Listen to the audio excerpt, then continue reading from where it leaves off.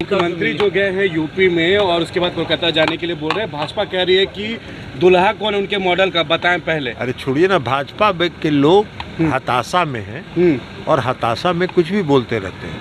वो अपना उनको जो बोलना है बोलते रहें। मुख्यमंत्री नीतीश कुमार जी विपक्ष को एक करने के मुहिम में जो लगे हैं, उसी काम में वो लगे हुए हैं। दूल्हा कौन है नहीं है, उनके दूल्हा तो ऐसा हैं जिन्होंने आज तक देश की जनता को जो वादा किया एगो पूरा नहीं किया। तो उस दूल्हा को कौन पूछ रहा है? उस दूल्हा को तो कोई लड़की भी देने के लिए अब तैयार नहीं है। सम्राट चौधरी कह रहे हैं सर कि बिचौलिया। छोड़िए, क्या मतलब है? अब किसका बयान का प्रतिक्रिया हम दें? अच्छा, ममता बनर्जी कांग्रेस के विरुद्ध विपक्षी एकता को एकजुट कर रही है, नीतीश कुमार कांग्रेस को साथ लेके चले, क्या लगता है बात बनेगी? ये बनेगी कि नहीं बनेगी तो मुख्यमंत्री जी जब आएंगे तब ना पता चलेगा।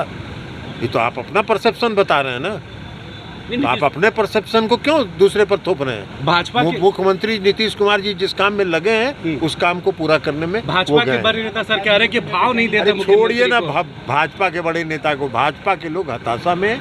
वो हताशा उनको 2024 में पता चल जाएगा कि ये मुहिम कितना सफल हुआ। लेकिन जिस बंगाल के अंदर बीजेपी का एक विधायक नहीं था, वहाँ पर बीजेपी 75 से ज़्यादा सीट जीतने में सफल रही है और लोकसभा में 18 सीट हम जीते थे।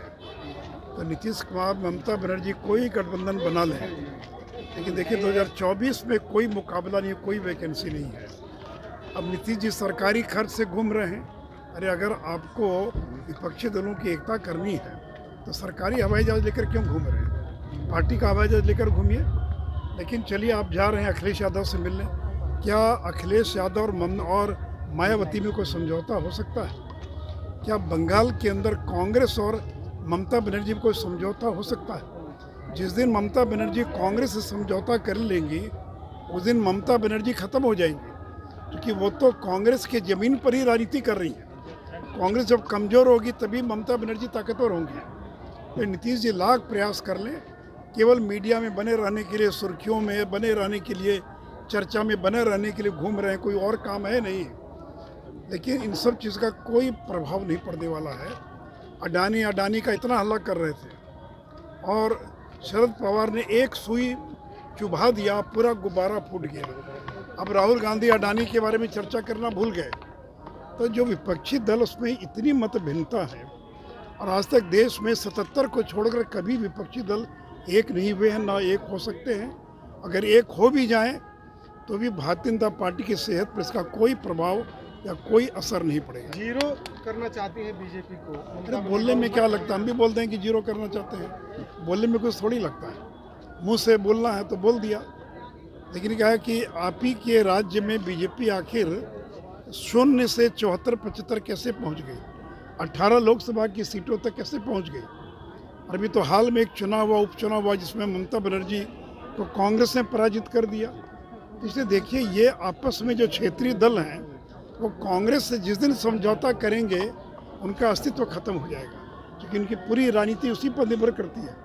तो मेरा तो एक ही सवाल है कि क्या अखिलेश यादव मायावती से समझौता करेंगे? और अगर कर भी लें तो 2019 में अखिलेश यादव और मायावती ने मिलकर चुनाव लड़ा और सारा मीडिया लिख रहा था कि बुआ और भतीजा दोनों मिल गए, अब तो कोई मुकाबला नहीं है। 62 सीट भारतीय जनता पार्टी जीत गई उत्तर प्रदेश के अंदर। तो देखिए, नेताओं के एक होने से जनता एक नहीं होती है। जनता नरेंद्र मोदी के साथ है, बाकी हाथ उठा लें, नारा लगा लें, शून्य प्राउड कर देंगे, बोलने में क्या लगता है? लेकिन नरेंद्र मोदी की जो लोकप्रियता है, तो कम से कम 2024 में उनका कोई मुकाबला नहीं है।